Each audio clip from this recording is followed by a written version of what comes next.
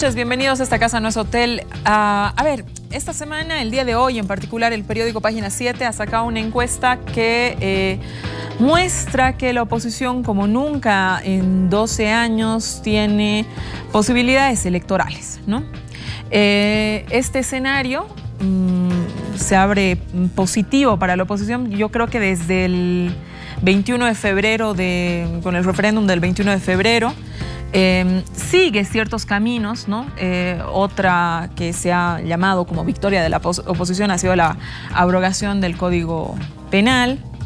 Y digamos que en este camino de buena racha, lo que hoy día nos preguntamos es si la oposición va a estar en la posibilidad, a la altura, digamos, de responder ante ese escenario. Creo que desde los últimos 12 años es la primera vez que se puede empezar a configurar ciertos escenarios más claros y con mayores posibilidades que tuviera la oposición.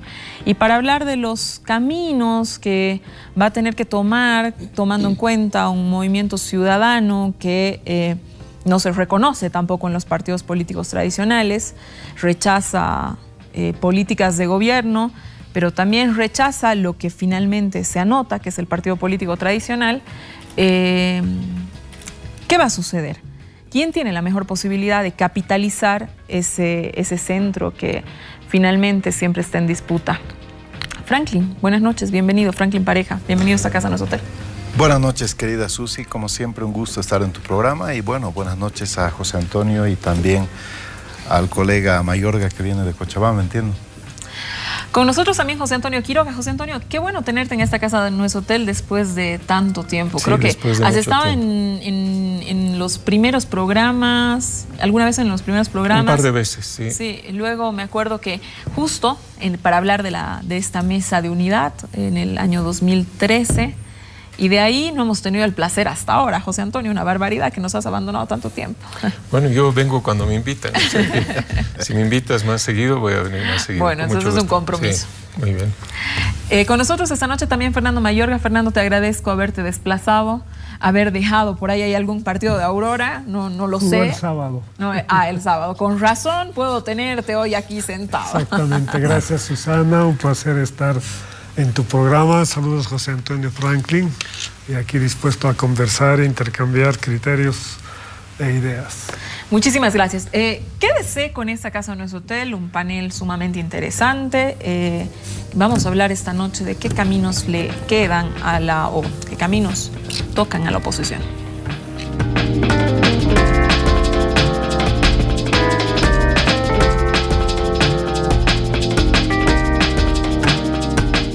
Volvemos a esta casa no es hotel, en realidad su inicio. Empezamos, esta noche hemos invitado a Franklin Pareja, José Antonio Quiroga y Fernando Mayorga para hablar de los caminos de la oposición.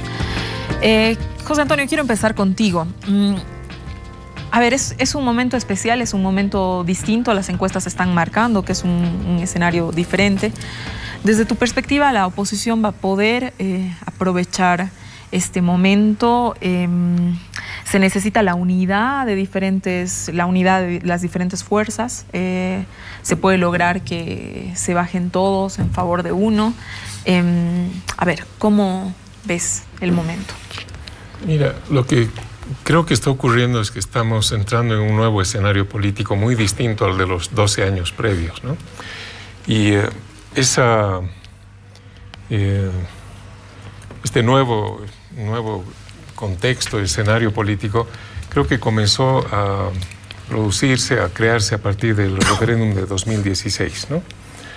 Y hay una serie de errores que ha cometido el gobierno, y el partido de gobierno, que explican lo que tú llamabas la buena racha de la oposición. Yo creo que no es una buena racha, sino una respuesta legítima a una secuencia de desaciertos gubernamentales, ¿no? Como ha dicho el vicepresidente, creo que el primer error fue convocar al referéndum del año 2016. Es decir, estaban comenzando su tercer periodo de gobierno y lo primero que hacen es convocar a una consulta para saber si Evo podía reelegirse al término de los 5 años. Bueno, El segundo error creo que fue no reconocer los resultados de ese referéndum, negarlos, decir que hubo un empate, que ganó la mentira, etc., todos los argumentos que ya conocemos, ¿no? Y a partir de ahí comienzan una serie de otros errores, ¿no? Por ejemplo, practicar eso que parece una fuga hacia adelante. Es decir, aquí no pasó nada, no hay que rectificar el rumbo de la gestión política y gubernamental. Suscriben el tratado, el convenio con Rusia para una central nuclear, aprueban la ley que permite la construcción del camino en el Tipnis, etcétera, etcétera. Finalmente convocan una cumbre de justicia, pero en vez de hacerla integrando a otros actores sociales y políticos que ya se mostraron que estaban presentes en esa votación del 21 de febrero de 2016, reúnen a la CONALCAM y algunas instituciones del Poder Ejecutivo, o sea, a sus socios políticos, en una cumbre de justicia destinada a dar ideas de una posible reforma. Bueno, yo creo que esa cumbre fue un fracaso y sin tener un acuerdo nacional para una reforma de la justicia, convocan a elecciones judiciales, ¿no? Hacen una innovación en el proceso de selección que también fue cuestionado por la oposición partidaria. Se proponen otros mecanismos para hacer una selección meritocrática que goce de un acuerdo político nacional. Se hacen las elecciones y ahí se comete otro error, ¿no? Y es no reconocer que el voto nulo tiene una legitimidad que obliga a replantearse el criterio de elección de las autoridades judiciales. En lugar de ello, se toma posesión de las nuevas autoridades, a pesar de que el voto nulo tiene 10% más que en la elección de 2011 y el voto válido 10% menos. Entonces es una elección menos legítima, aunque es legal, menos legítima que la de 2011. Entonces, sin haber hecho una reforma, ni haber propuesto, porque creo que está fuera de sus posibilidades, una reforma integral de la justicia, quieren aprobar una ley tan importante como el Código Penal sin haber hecho el proceso de deliberación, de trabajo, de debate con los actores interesados, ¿no? Yo sé que no todas las leyes se pueden someter a consulta con todos los sectores. Menos aquellas que son punitivas y que afectan a tanta gente, ¿no? ¿No te parece? Es decir, un código penal va a afectar a muchos sectores. Es decir, no sé, yo quiero que me juzguen de esta manera, pues por ahí ese sector no quiere que lo juzguen de esa manera, sí. y eso genera una distorsión también. Mira, hay jurisprudencia internacional sobre reformas del Código Penal, ¿no?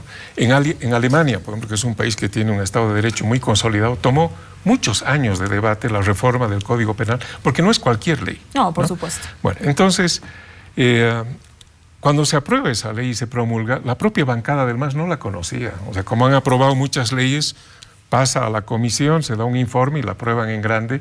Y después que comienzan las movilizaciones de los médicos y de otros sectores, comienzan a revisar y a enterarse de que en realidad tal artículo estaba mal, que había que cambiar esto y lo otro, en fin.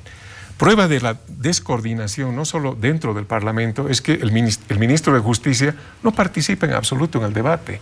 Ese ya es otro tema que lo podemos comenzar aquí. Hay desinteligencias dentro del equipo gubernamental.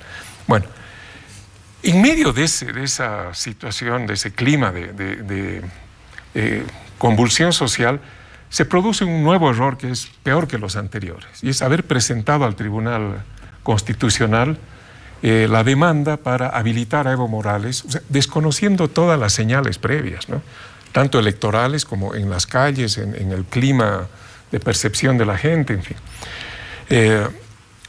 Y el 28 de noviembre conocemos una sentencia que violenta preceptos de la justicia constitucional, o sea, quebranta el orden constitucional. Vale. Ahora, todo ese análisis que me parece que es claramente todos los errores que se pueden ver desde tu perspectiva que ha ido cometiendo el movimiento al socialismo, ¿dónde ubican a la oposición? O sea, a ver, la encuesta de hoy pone sobre la mesa que la oposición en los 12 años, ¿no? Como nunca podría tener un espacio electoral interesante, ¿no? Sí. O sea, tener una oportunidad electoral.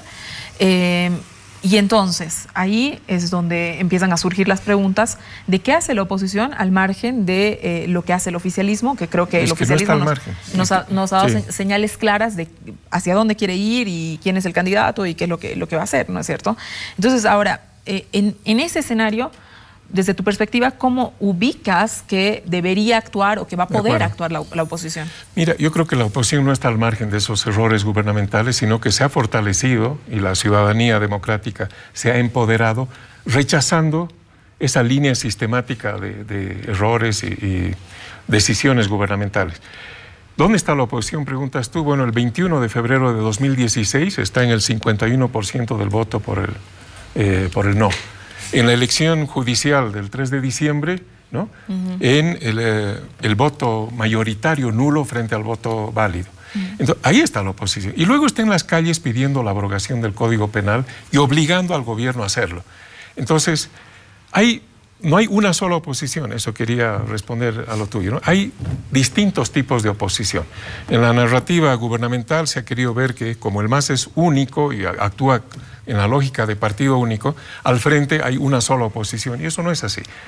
Hay una oposición social de organizaciones que fueron parte del bloque nacional popular que llevó a Evo Morales al gobierno, que se está descomponiendo, y eso no ha comenzado ahora, viene desde atrás, ¿no? Los cocaleros de los Yungas ya no son parte de ese conglomerado, los cooperativistas mineros tuvieron un conflicto muy serio con el gobierno, los pobladores de Achacachi, en fin, tú puedes ver una lista de organizaciones, de FEJUVES y tal, que fueron parte de la CONALCAM, del proceso de cambio, y que ahora están en una posición crítica. Esa es una oposición que está en un proceso de recomposición, de adquirir mayor autonomía frente al Estado, en fin.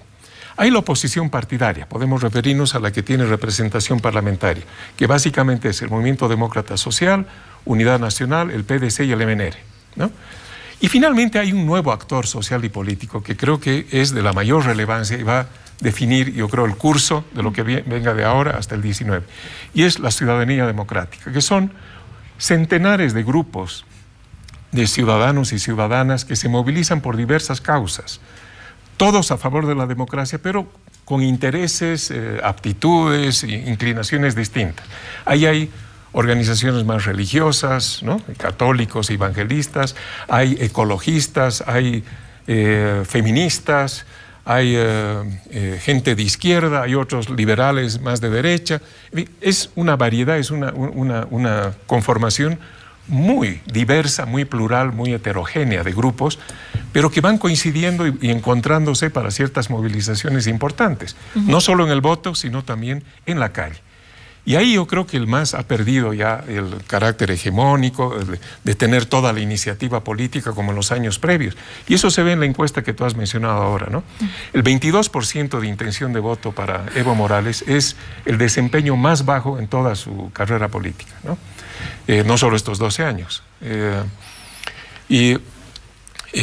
Frente a eso tienes a una intención de voto que hay que descomponerla, porque el 24% dice que no votaría por ninguno, ¿no? El 47% dice que votaría por algún candidato de la oposición.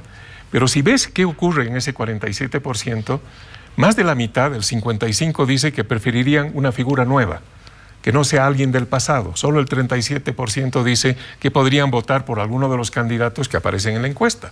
Y ahí la pregunta, ¿no? O sea, ¿tú crees que la oposición estaría, digamos, en condiciones de respondiendo, por decirte, a esa encuesta? Es decir, bueno, se baja Rubén, se baja Samuel y favorecemos a alguien. Mira, eso depende no de una voluntad individual, sino de correlaciones de fuerza que se están cambiando en el país. Yo creo que así como el MAS debería comenzar a prepararse para una transición y no está preparado, o sea, insistir en la candidatura de Evo Morales es mostrar que no tiene ninguna opción para ir a la transición política que se nos viene. En el lado de los partidos de la oposición también tienen que hacer un trabajo de adecuar sus estructuras partidarias, sus liderazgos, sus candidaturas, ¿no? Acoger, ir al encuentro del movimiento ciudadano, que es muy heterogéneo, como dije antes, y eso no pasa solamente por si va tal candidato o tal otro, en fin. La encuesta de hoy tiene un dato importante que no lo veíamos hace 2 años, ¿no? Es primera vez que Carlos Mesa no aparece en la encuesta, y eso explica algunos resultados que aquí espero que Franklin, que es un experto en análisis de encuestas, nos puede orientar mejor. En todo caso, se está reconfigurando el campo político y ahí hay mejores oportunidades para las oposiciones que para el gobierno. Franklin, a ver, contigo. A ver, ¿te parece que los movimientos ciudadanos van a reemplazar o subordinar a la oposición partidaria? Lo que tenemos que... ¿Serán los partidos políticos finalmente los que tienen la posibilidad real de primar? Lo que tenemos que ver en alguna medida es la configuración de la oposición propiamente. ¿Y qué entendemos por oposición? La ciudadanía en sí misma no es oposición, por mucho que manifieste un rechazo mayoritario a determinada cosa. La oposición se tiene que configurar de una forma sistémica. O sea, existe una oposición actualmente que es la oposición tradicionalmente llamada parlamentaria, que forma parte de un escenario natural donde se debate y se confrontan las ideas, y en este caso, de acuerdo a la nueva nomenclatura, estamos hablando de la Asamblea Nacional. Pero en la Asamblea Nacional la correlación de fuerzas es demoledora, con lo cual tienes ahí una oposición absolutamente neutralizada. No es inoperante, lo que pasa que es ineficaz. Es ineficaz porque no tiene la suficiente musculatura para poder viabilizar absolutamente nada. Entonces no es una oposición que no hace nada, es una oposición que no tiene posibilidades de viabilizar casi nada.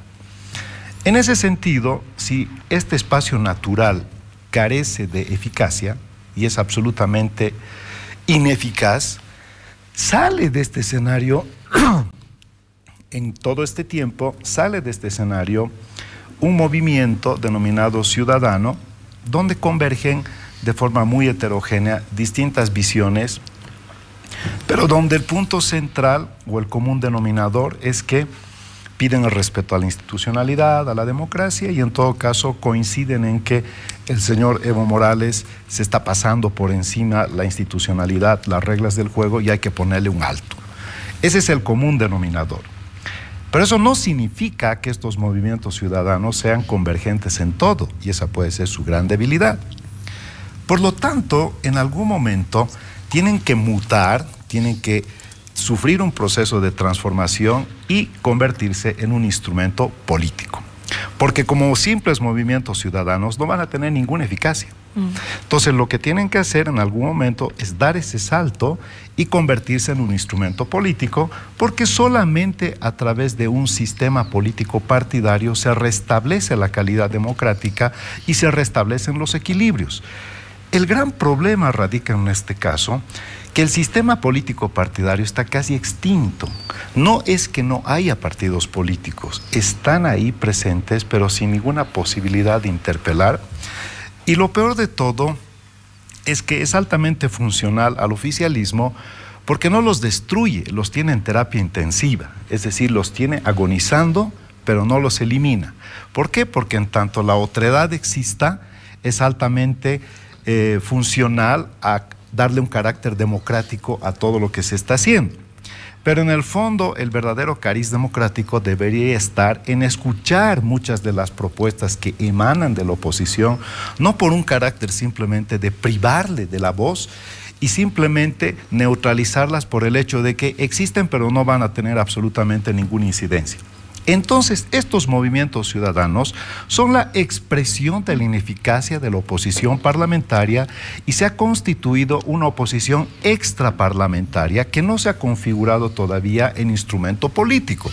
Pero si quieren tener viabilidad en el escenario futuro, tienen que mutar y ser instrumento político. Ahí, a ver, has tocado un tema bien interesante, Franklin, en el sentido de que... bueno, José Antonio también lo ha dicho, ¿no? Es una oposición tan diversa. Así es. Que de pronto, no sé, es una virtud, una oposición que se opone a ella misma, ¿no? Movimientos ecologistas marchando al lado de movimientos que creen profundamente en que el retorno de políticas neoliberales sería la mejor vía para la economía del país, por ejemplo, ¿no? Entonces, es una oposición que de pronto encuentra en sí misma planteamientos de pronto muy contradictorios entre ellos mismos, ¿no? Es que si estamos buscando, Susana, si estamos buscando que exista una oposición en clave de bloque, ¿no? Bloque opositor. Entonces, para eso tendría que haber convergencia de criterios, tendría que haber visión compartida y sobre todo tendría que haber una posición ideológica común o afín, cosa que no necesariamente le podemos pedir a las fuerzas políticas formales. Por eso cuando se habla de una manera muy simplista, únanse, dicen, ¿no? Únanse. ¿Por qué? Porque, bueno, es la única forma de hacer un trabajo eficaz para poder consolidar un proyecto político que sea capaz de vencer a Evo Morales. Únanse, es la demanda. Pero ¿en qué condiciones se van a unir? Porque no es cuestión de unirse por unirse, porque si el único... Porque no es sostenible, además. Porque si el único objetivo es vencerlo al señor Morales o vencer al MAS, entonces se logra el objetivo y desaparece un proyecto político. El problema aquí es que se ha ido razonando en clave pragmática y no programática. Y como somos un país altamente concentrado en la figura más que en el programa, entonces, claro, da la sensación de que la renovación viene por las caras y la renovación no viene por la propuesta alternativa. Por eso, en alguna medida, en todo este tiempo han ido surgiendo desde las plataformas ciudadanas una nueva visión, un nuevo planteamiento que está yendo más allá de lo que hace la formalidad de las fuerzas políticas que son reactivas. Y no es que, por eso, repito, no es que no hacen nada, lo que pasa es que están neutralizadas y ese carácter de ineficacia hace que se haya desbordado porque están sucediendo situaciones en el país, fenómenos en el país que lógicamente genera una insatisfacción colectiva que ha ido creciendo. El 51% del 21F no significa que es una fuerza opositora consolidada, es una ciudadanía, pero si nadie capitaliza esta insatisfacción, eso no es oposición. Es lo mismo que en el caso de España, los indignados. El movimiento de indignados no tenía ninguna morfología corporativa, ni política, ni partido, ni ideología, ni nada. ¿Quién capitalizó eso en algún momento? Podemos. ¿Y qué dijo Podemos en su momento? Dijo, ni izquierdas ni derechas, porque esta es una estafa. Lo que está sucediendo aquí es que hay una casta. Lo que está sucediendo aquí es que hay los de arriba y los de abajo. Así que dejemos las ideologías de lado y reduzcamos la brecha de la desigualdad. Es un planteamiento supuestamente novedoso, aunque ya lo hizo la juventud alemana el año 68.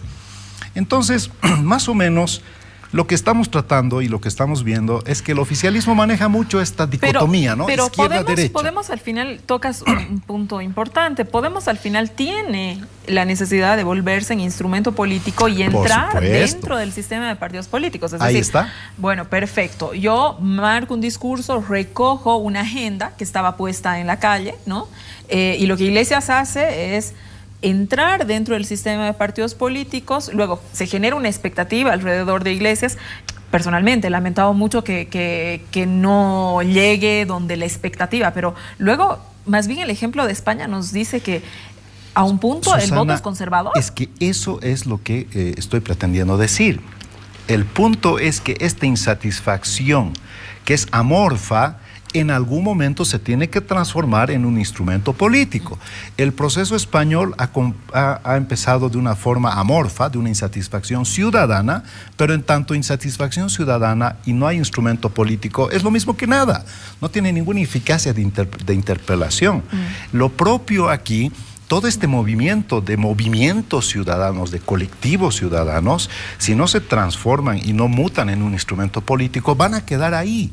Entonces, esta oposición extraparlamentaria está en un proceso de construcción, pero ante la ineficacia de la oposición parlamentaria, probablemente hay una nueva configuración. ¿Te da la sensación de que más allá de que haya una ineficacia de la oposición parlamentaria, que tú has explicado muy bien las razones, ¿no?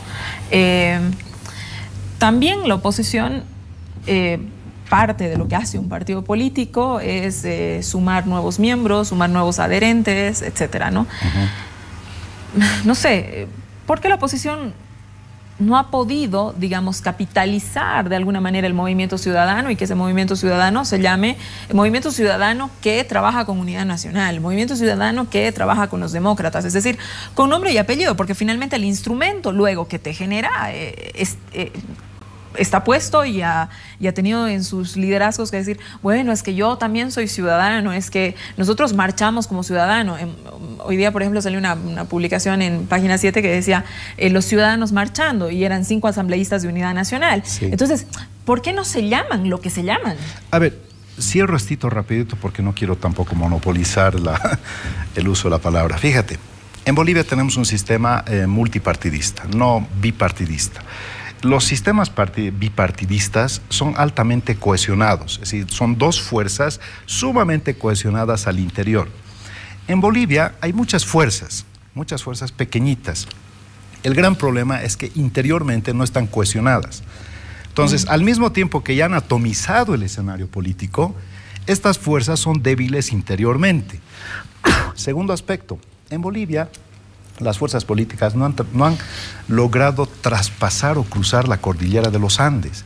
Las fuerzas de los llanos y del oriente no han llegado al occidente y las fuerzas que han empezado en occidente no han llegado al oriente.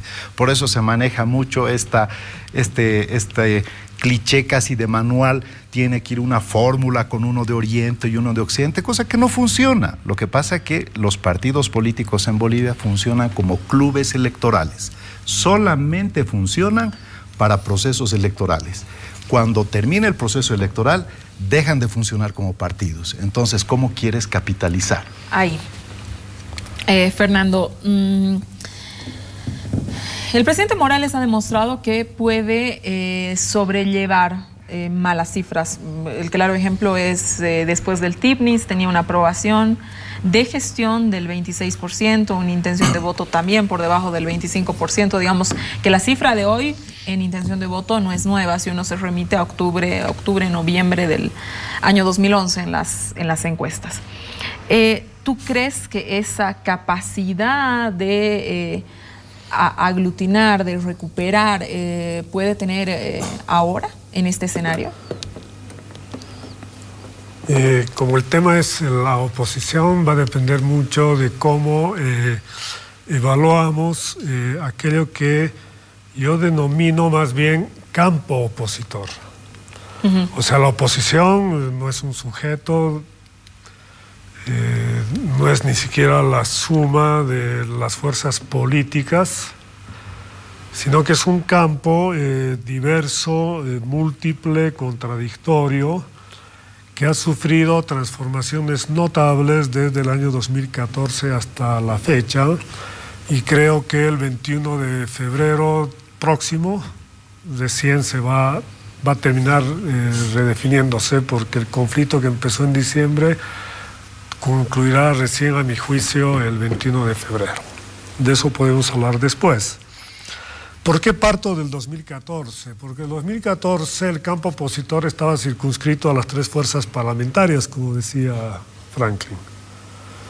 PDC, UN y Demócratas, los 2 últimos aliados en una coalición. En 2015, en las elecciones subnacionales, hay que acordarse que el MAS, como en todas las anteriores elecciones subnacionales, no pasa del 50% de votación. Ese es un dato que siempre hay que tener presente, porque denota un ejercicio de autonomía del voto en la ciudadanía o en el cuerpo electoral. Evo Morales gana todas las elecciones con más del 50% de votos. El MAS nunca saca más del 50% de votos en elecciones subnacionales, departamentales en particular. Y en la elección de 2015 pierde en prácticamente todas las capitales de departamento y las ciudades más importantes del país. Y surgen fuerzas extraparlamentarias que complejizan el campo opositor. Solvó es la más evidente de estas, ¿no? Y, insisto, muchas fuerzas locales, líderes locales a nivel municipal, etcétera.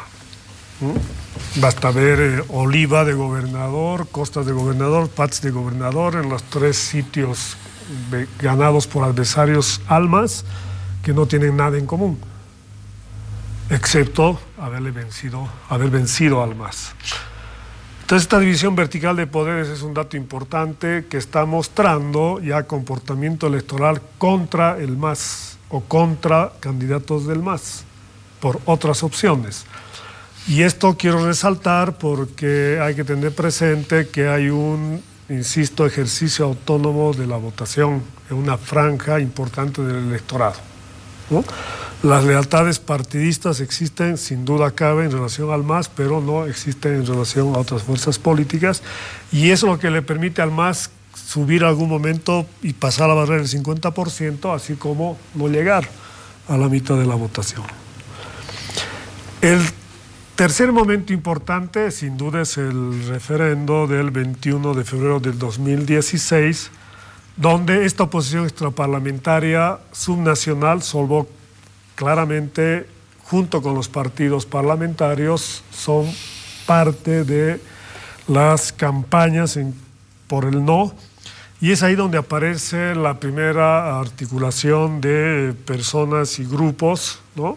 El colectivo NO, justamente es el que resalta más, es el único que hace, no me gusta hablar de colectivo, una articulación de personas y de instituciones que es la única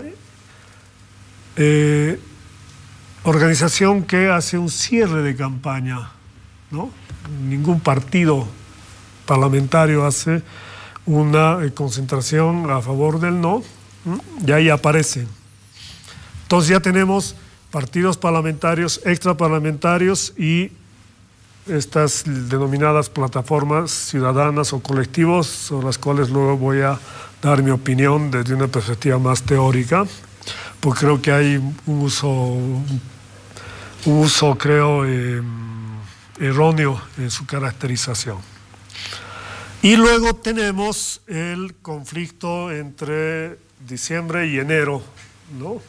El último conflicto, donde aparece además una otra serie de actores, en unos casos corporativos, que son los gremios profesionales que reaccionan contra el Código Penal. Vuelven a surgir los comités cívicos que habían estado fuera del escenario durante 8 años. Se crea esta instancia que se autodenomina CONADE. Las redes sociales van a jugar un papel muy importante en términos de movilización, ¿no?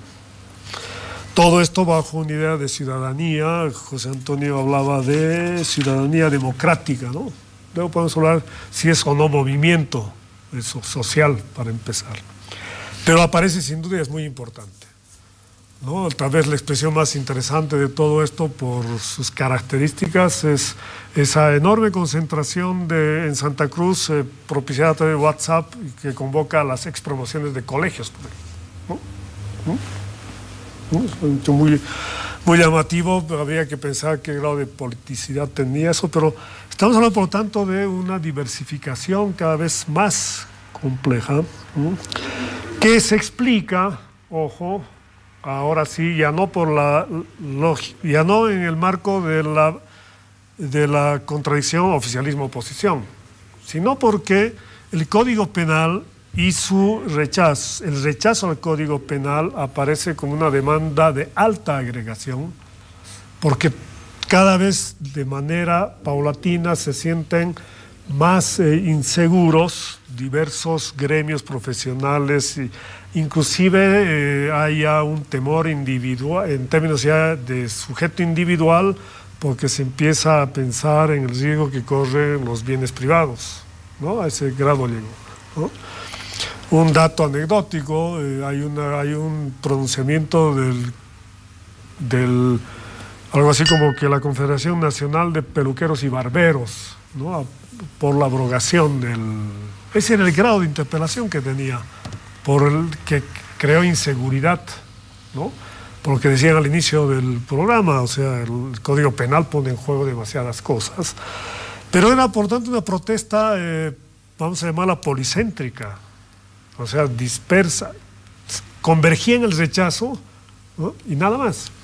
Y por eso es que el gobierno no tuvo capacidad de gestionar ese conflicto porque no tenía interlocutor con el cual resolver. Resolvió mientras estaba circunscrito al sector médico y había con quién negociar. Pero después de eso, cuando se amplía la protesta y el rechazo, ya era imposible hacer gestión de ese conflicto. La única salida era la abrogación, porque no había interlocutores. O iba a demandar un par de meses de negociaciones, y lo cual era obviamente inviable. Esto, además, hay que reducir un hecho que es el que yo quiero poner de relieve para pensar no solamente qué pasa con las diversas fuerzas que ocupan el campo opositor, sino también con el oficialismo, porque obviamente no se puede analizar sin ver esa dialéctica. El conflicto reciente, que insisto no ha concluido en sus efectos políticos, ha puesto en evidencia dos hechos muy importantes y preocupantes. El primero es un retorno de la polarización, pero eso en su faceta perversa. Es decir, no es la polarización en torno a al modelo de Estado, como era antes Estado plurinacional versus autonomías departamentales, o Estado versus mercado, sino ha vuelto una faceta de clivaje étnico y regional que se había resuelto en 2005 y que se expresa, sí, que se había resuelto, pues, que nunca se resuelve completamente nada en la sociedad, porque si hay algo que es difícil de que cambie son justamente los prejuicios y de las creencias. Y aparece la polarización en el código de racista y discriminatorio, que es, digamos, su faceta más negativa. Y es esa polarización la que aparece y que se aúna, que se enlaza, se conecta con otro clivaje que es autoritarismo y democracia, que es donde aparecen los actores políticos y parte de estas movilizaciones de grupos de ciudadanos. Porque no hay que dejar de lado también de que hay instituciones que movilizan bajo criterio de ciudadanía, como digo, son la Iglesia Católica y las iglesias evangélicas, ¿no? Entonces, a eso que se suma, retorna a la polarización, asume un carácter político por el cuestionamiento al fallo del Tribunal Constitucional, que viabiliza o autoriza la postulación de Evo Morales para el año 2019, pero también muestra algo que a mi juicio requiere una atención muy importante. Se pone de manifiesto algo que yo llamo una disyunción, una fisura, un distanciamiento, ¿no?, entre representación política y demandas sociales. Porque el cuestionamiento, o sea, ni quieren ser expresados por los partidos políticos, aquellos sectores que protestan, y el MAS empieza a ver limitaciones a su capacidad representativa por primera vez en 12 años. Ahí te cortaré, Fernando. ¿Sí? Me tengo que ir a un corte. Quédese con nosotros en esta casa, no hotel, que estamos hablando de, bueno, un análisis muy sesudo del escenario político en el que estamos ahora y los caminos de la oposición.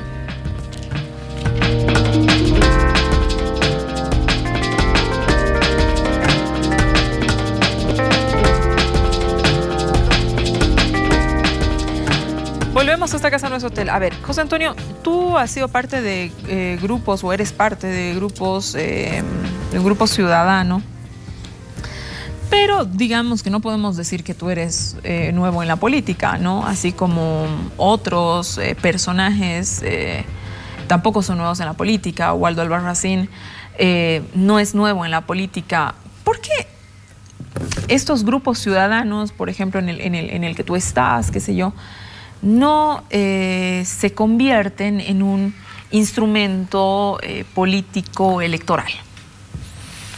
Y ese es un debate que está instalado en estos grupos ciudadanos, que son muy diversos.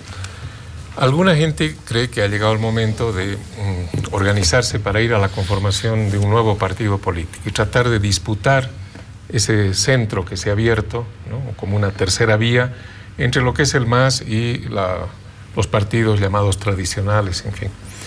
Y otra gente cree que si se conforma un partido, digamos, de esos grupos ciudadanos, primero que muchísimos van a quedar afuera porque no quieren hacer la opción partidaria, y segundo que siempre va a haber grupos ciudadanos que cumplen esa función, ¿no? Lo mismo se podía decir de las organizaciones sociales, ¿no?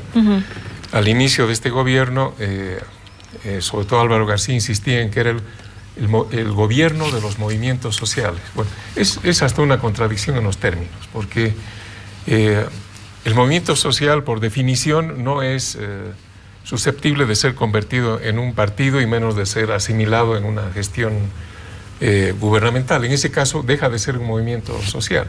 Y en realidad fue un término genérico para describir a organizaciones sindicales de tipo corporativo, ¿no? Yo creo que aquí lo que se ha construido en estos 12 años es un Estado de naturaleza corporativa. Y parte del fracaso del modelo de gestión del MAS es que se ha puesto en evidencia las limitaciones del corporativismo como modelo de relación del Estado con la sociedad. Entonces, lo mismo ocurre hoy con los grupos ciudadanos, ¿no? Creo que es saludable que siempre exista un colectivo ciudadanos que impugnen al poder político, a los partidos, que fiscalicen a su modo, que tengan capacidad propositiva también. Pero como todo esto se está reconfigurando, es probable que salga, no sé si un partido, más de uno tal vez, ¿no? De los colectivos ciudadanos que han pasado de un estado inicial de gran capacidad de movilización y autoconvocatoria a una fase, que creo que es la que estamos viviendo ahora, de mayor condensación. Entonces ya se han creado redes que son en algunos casos temáticas, en otros casos regionales, con sesgos ideológicos a un lado o al otro, ¿no? Es un proceso que va a tomar tiempo. Entonces es probable que de ahí salga más de un partido, ¿no? Y de todas maneras van a seguir existiendo los partidos que ya hemos mencionado, los que tienen representación parlamentaria y algunos que funcionan casi como franquicias porque tienen una personería jurídica, pero no tienen o no son verdaderos partidos, no tienen capacidad. Que lo hay, por ahí se usan y se ha visto el fenómeno para ocupar diputaciones, ¿no? Se activan justo el momento para hacer alianzas en ese sentido, ¿no? Son como paraguas jurídicos que se ofrecen o se negocian en momentos de la confrontación electoral. Bueno, eso creo que va a seguir existiendo, ¿no? Aquí yo creo que un rasgo nuevo es la necesidad había un amigo que lo puso en estos términos, de una reforma de la oposición, ¿no? Ya había hablado de una reinvención de los partidos y del sistema político. Lo grave, creo yo, y eso hay que decirlo, es que no estamos en presencia de un sistema político formal. Ninguno de los partidos de la oposición es un partido nacional, o sea, ¿no? Que tiene presencia en todos los departamentos. Algunos de ellos tienen a parlamentarios, pero no son propiamente partidos. Son maquinarias electorales que se activan cada 5 años, en fin, ¿no?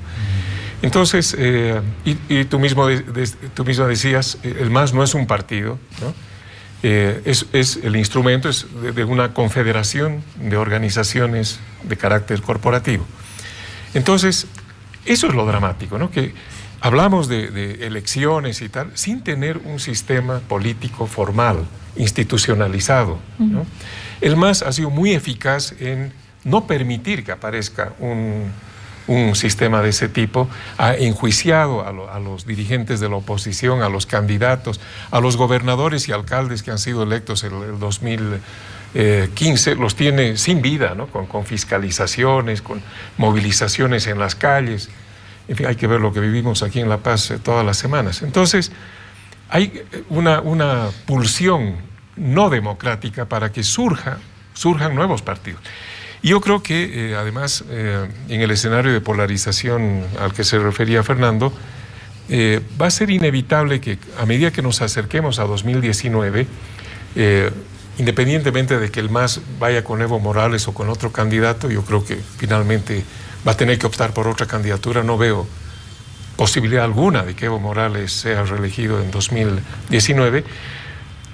Pero de todas maneras va a haber una polarización entre el partido de gobierno, ¿no?, o la fuerza política de gobierno, y la tendencia va a ser a que se produzca en el campo de las diversas oposiciones algún núcleo de unidad. O sea, la demanda de unidad va a ser muy fuerte, no ahora, sino a medida que nos acerquemos al 2019.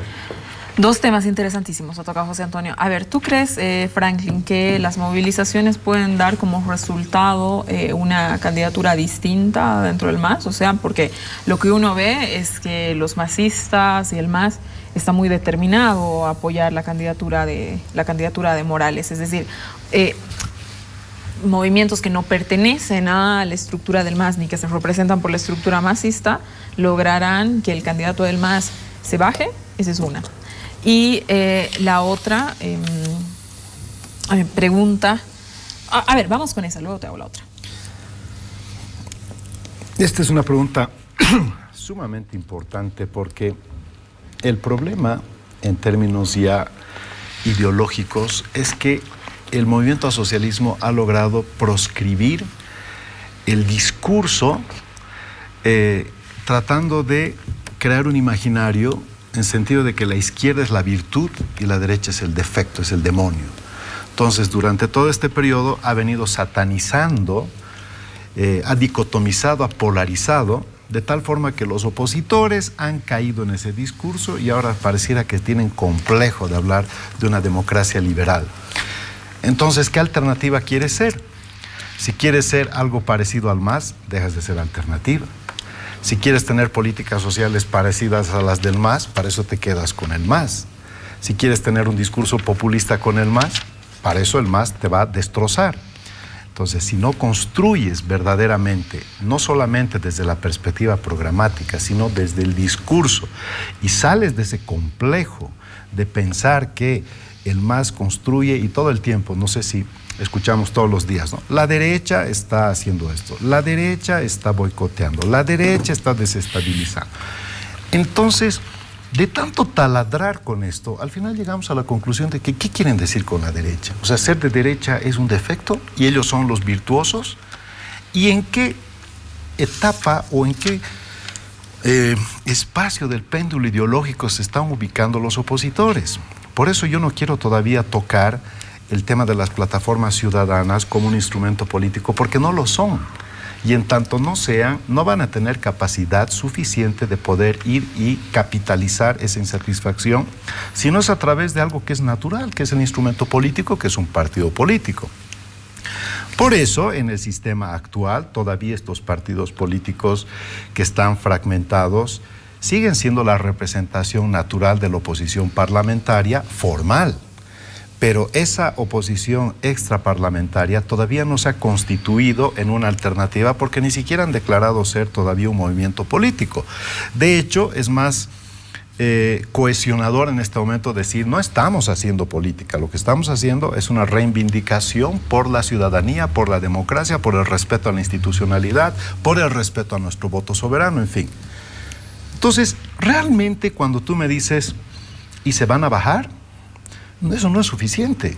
O sea, que digan que el señor X, Y, A o Z de la actual estructura diga yo me bajo. Bueno, ¿en perspectiva de qué? ¿De constituir una sola fuerza? ¿Ese es el objetivo? Puede ser. ¿Qué hay detrás de eso? ¿Hay la construcción de una oferta programática? Porque si viene solamente porque me bajo y todos nos unimos en torno al outsider, las experiencias históricas nos han mostrado que los outsiders son un desastre. En Brasil, Collor de Mello fue un outsider y fue lo más desastroso que ha habido. Le hicieron un impeachment. Estuvo a punto de prosperar el impeachment contra Collor de Mello hasta que él renunció porque sabía que lo iban a sacar. Estás viendo la experiencia de Fujimori. Fujimori recientemente indultado y la población en este momento lo ha puesto en entredicho a Kuczynski. Entonces, los outsiders tampoco son la solución. Y Carlos Mesa, que es el que estaba en alguna medida capitalizando esta insatisfacción, porque el erosionamiento que se ha producido en la base social, reflejada en las encuestas, te dice que lo que pierde uno tiene que ganar el otro. Y lo que está sucediendo aquí es que lo que pierde el MAS no está capitalizando a las otras fuerzas. Y por eso Carlos Mesa era el que estaba capitalizando y todo el mundo decía, este es el hombre, este es el outsider. Carlos Mesa no es un outsider. Correcto. Para empezar, Carlos Mesa no es un outsider. Bolivia no tiene tradición de outsider. Pero si fuera o no fuera outsider, ese tampoco es el problema. El problema es que, en definitiva, ¿va o no va? Entonces, para hacer y constituir una fuerza política, Susana, se necesita condiciones. Una de las condiciones importantes es, tienes que tener capacidad material de poder llevar adelante un proceso de construcción política. Y esa es la gran debilidad. El movimiento socialismo tiene una impresionante capacidad de movilización por una razón, porque no se moviliza para un proceso electoral. Su conformación, su esencia de tener corporaciones que son sindicatos que están movilizados todo el tiempo por razones de naturaleza gremial y sectorial, hace que los sindicatos todo el tiempo están en movimiento, por eso son pues sumamente eficaces. No es que termina la elección y desaparece el sindicato, no, más bien los sindicatos, las federaciones, en fin, son sumamente fuertes, son sumamente cohesionadas, pero el gran problema del movimiento al socialismo es que este conjunto de sindicatos no se reconocen autoridad entre sí y por eso también se disputan fuertemente el poder. Por eso el movimiento al socialismo tiene profundos problemas de naturaleza interna porque hay una competencia por el poder y Evo Morales en realidad es como la amalgama de estas organizaciones sociales que disputan el poder, porque si sale Evo Morales, el MAS se podría atomizar. Entonces, también es una cuestión de sobrevivencia de este constructo político que no es partido político, que está más bien amalgamado en la figura de Evo Morales, donde la sobrevivencia del MAS radica en esa amalgama que es precisamente él. Es muy evocentrista. Al final, en Bolivia lo que vivimos es un evismo más que un masismo. Y la oposición, en este caso, en todo este contexto, lo que sí está haciendo es llevar adelante un proceso de maximización de lo que se está viendo, que es la insatisfacción colectiva que se está empezando también a expresar de forma ciudadana, pero que si no se lleva adelante la construcción de la alternativa política, entonces va a ser muy complicado. ¿Quién capitaliza esto? Yo creo que ese es el momento que estamos viviendo del punto de inflexión. ¿Puede perder Evo Morales? Puede perder. Y si va a la elección, cometería un grave error porque puede perder, pero no es seguro que pierda. En la teoría del juego, ojo, hay una ingeniería electoral también que está diseñada de tal forma que inclusive perdiendo en votos puedes ganar en escaños. Ojo, esas cosas también hay que verlas. A ver, Fernando, se ha dicho, muchos analistas han apuntado que el MAS habría perdido a la clase media. El debate se ha planteado en torno a varios artículos que han escrito miembros del propio movimiento al socialismo. Algo ha dicho Manuel Canelas, algo ha dicho Valeria Silva, algo ha dicho Amaru Villanueva, lo más provocador, lo que ha dicho el vicepresidente, sin duda alguna.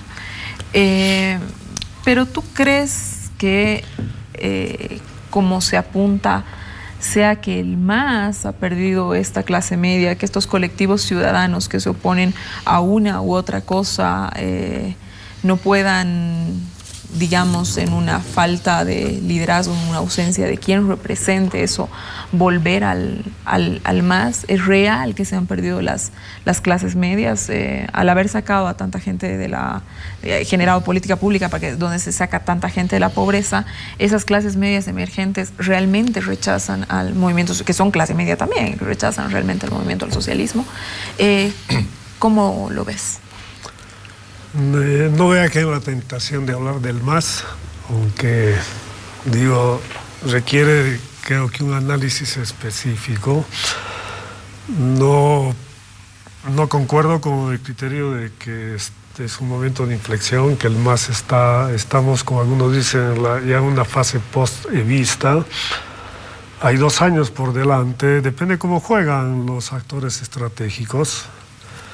Y voy a volver a insistir otra vez en caracterizar la coyuntura crítica que vivimos y el campo opositor y su diversificación para poder entender qué efectos tendría esto también en la estrategia del MAS, que es la única estrategia certera, ¿no?, hasta ahora, que es Evo Morales candidato el 2019.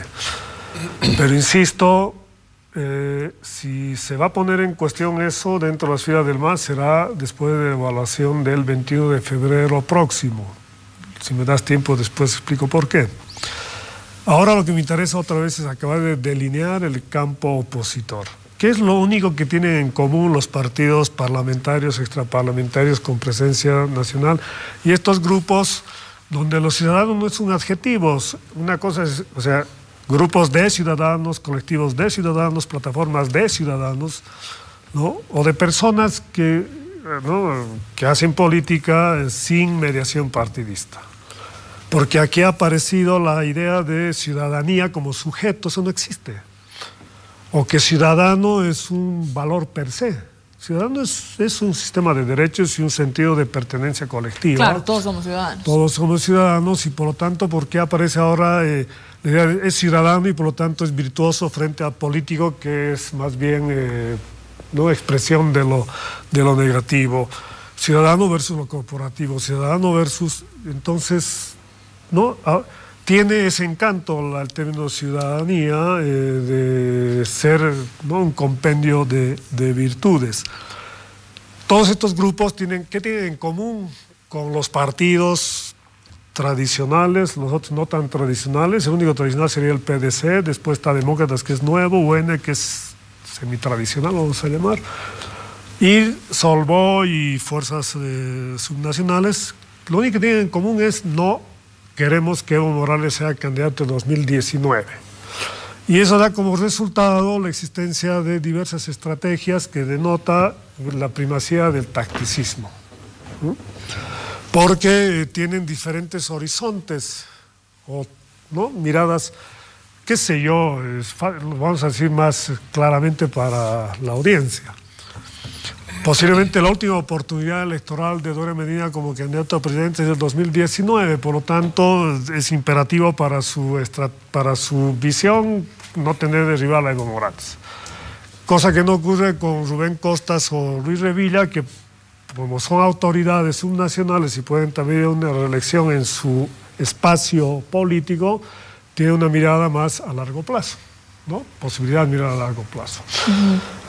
Estos grupos de plataformas, colectivos y todas estas instancias que se han organizado, que se han movilizado contra el Código Penal y ahora contra el fallo del Tribunal Constitucional, ¿no?, tienen la urgencia, ahora sí, de articularse a las fuerzas políticas existentes, de crear un grado de organización política para tramitar personalidad jurídica. Habrá que ver qué sucede en este campo opositor y en el campo político boliviano si es que en el transcurso de este año, por ejemplo, se aprueba la ley de organizaciones políticas, que va a definir incentivos y restricciones para estas fuerzas. Entonces, creo que el tema pasa por ahí, ¿no? Cuando dices clases medias, estás hablando de un hecho sociológico, que en algunos casos se explica también por movilidad económica, socioeconómica. Y hacer una correlación, una relación entre clases medias ciudadanos que se movilizan, creo que no tiene mayor consistencia. ¿Por qué digo que el 21 de febrero es importante? Porque el 21 de febrero venidero, en la protesta que va a haber, se van a mover los dos bloques. El oficialismo va a proclamar a Evo Morales y ahí va a evaluar su capacidad de movilización y por lo tanto ahí ratificará o pondrá un signo de interrogación a la estrategia que ha definido hace un año. Y al frente, ¿qué tenemos? Ninguna convocatoria partidista explícita porque han sido cuestionados los partidos parlamentarios durante el conflicto reciente. Basta ver lo que pasó con los diputados en huelga de hambre o lo que pasó en Cochabamba con cuestionamientos igual a los representantes políticos. ¿Quiénes convocan? Todas estas plataformas donde las redes sociales juegan un papel importante, ¿no?, en términos de comunicación política, pero el dato novedoso es esta convocatoria a paro cívico nacional. O sea, aparece un factor institucional, ¿no? Que sí dependerá el efecto que tiene esta convocatoria y del grado de contundencia o no de ese paro, el que establecerá después del 21 de febrero si en el campo opositor se reorganizan, ¿no? Tanto estos grupos que se han organizado al margen de los partidos, los propios partidos, y estos comités cívicos que tienen vínculo con ambas dimensiones, y ahí creo que recién se podrá vislumbrar, ¿no? Aquí el gran problema para las fuerzas de la oposición es que están jugando contra el tiempo. O sea, porque mientras más se acerca el 2019, el riesgo de que su estrategia de evitar que Evo Morales sea candidato, si es que fracasa, no tendrán tiempo para discutir ya temas frentistas, creación de nuevos instrumentos políticos, coaliciones electorales, y ahí donde prevalecerá. O los partidos tradicionales, la posibilidad de acumular. Los partidos existentes, los partidos con representación parlamentaria, en realidad son dos, que es UN y Demócratas, porque el PDC prácticamente es esa etiqueta que ya no existe. Su candidato presidencial ha sido expulsado de su partido, y etcétera. No son partidos ya tradicionales, creo que es una terminología que no funciona. Demócratas se ha creado como Verdes en el 2006 bajo el cobijo del gobernador Costas, y hace 3 años se ha convertido en Partido Nacional como Movimiento Democrático Social, ¿no? Y con el nombre Demócratas, ¿no? Creo que ahí requerimos también que una mayor precisión para ver si este partido oriental va a cruzar los Andes para volverse nacional, si Solvo va a tener la posibilidad de volverse partido nacional. Esas son las novedades, ¿no? Pensar en partidos tradicionales creo que hoy día no tiene mayor sustento empírico, porque no existen partidos tradicionales, ¿no? del anterior sistema de partidos. Y termino con esto. Y yo considero que sí hay institucionalidad en el sistema político. Lo que hablo es de que hay una separación, una desconfianza de la sociedad respecto a la representación política. Estaba fuerte en el caso del MAS. Nadie puede poner en cuestión la capacidad representativa de Demócratas y Rubén Costas en el caso de Santa Cruz, ¿no? Lo que tenemos es un sistema de partido que se llama predominante, porque sí ha habido competencia electoral, no hay competitividad, y eso es lo que va a venir, se va a resolver electoralmente el 2019, y hay que analizarlo en función de una idea utópica de institucionalidad y permanencia, ¿no? Aunque el MAS sea una organización política de signo distinto, está en continuidad de gestión en gobierno 12 años, y eso implica rutina institucional también. Lo que necesitamos es caracterizar las peculiaridades de esa fuerza política, pero claro, empecé diciendo que no iba a hablar del MAS y ahí me quedo. Tengo que ir a un corte y volvemos ya con la conclusión de cada uno de nuestros panelistas. Quédese con nosotros.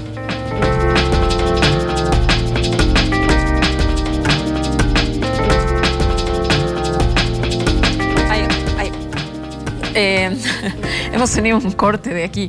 El José Antonio se ha puesto a hacernos preguntas a todos. Bueno, te vamos a invitar la próxima sesión o las próximas sesiones que hablemos de esto para que se puedan absolver esas dudas. Tenemos 30 segundos cada uno por conclusión. Franklin, por favor. Bueno, creo que es importante que en Bolivia se reconstituya con vigor un sistema de partidos, porque eso favorece a la democracia, eso le da calidad a la democracia, y sobre todo eso restablece un sistema de equilibrio de poder en un espacio de poder compartido y no en un espacio de poder concentrado. No estoy seguro de que el señor Morales vaya el 2019. Recordemos que en Ecuador hay reelección indefinida y Correa decidió dar un paso al costado. No es porque no quería volver, sino porque las condiciones no estaban dadas. Y en Bolivia se está reconfigurando de una manera, yo creo que positiva, el sistema de partidos. Muchísimas gracias. José Antonio. Sí, mira, yo creo que eso de que la oposición esté unificada por el no a Evo Morales ya pasó. Creo que hay grupos y organizaciones políticas que están, y estamos, ahí hablo en primera persona, trabajando por preparar la transición del actual régimen a otro régimen. No solo un cambio de gobierno, sino un cambio de régimen. Hemos propuesto hace casi un año esta agenda del 21F, que es una agenda programática. La suscriben 180 personalidades. Son propuestas de reforma de Estado y de políticas públicas para el siguiente gobierno. O sea, estamos trabajando de manera propositiva para darle al país una opción alternativa y mejor que la que tenemos ahora. Te agradezco mucho haber venido esta noche. Fernando. Bueno, sí, como yo solamente soy un profesor universitario, me voy a quedar con la lectura interpretativa y con dudas y desafíos de interpretación. No voy a especular sobre, ni voy a hacer proselitismo. Creo que hay que esperar el 21 de febrero del 2018 para ver qué acciones lleva adelante el oficialismo, el MAS, y qué acciones llevan adelante todas estas fuerzas que forman parte del campo opositor para poder recién saber si se diversifican, tienen propuestas o siguen actuando de manera meramente reactiva, y recién se podrá vislumbrar escenarios prospectivos donde tendrán algún valor las encuestas que tú has mencionado o las intenciones de los que son parte del sistema político o quieren entrar al sistema político. Te agradezco mucho, Fernando, te agradezco, Franklin, te agradezco, José Antonio, y por supuesto le agradezco a todos ustedes por habernos seguido esta noche en esta casa, no es hotel, conmigo hasta dentro de 2 semanas. En Carnaval paramos. Muy buenas noches y que disfrute su carnaval.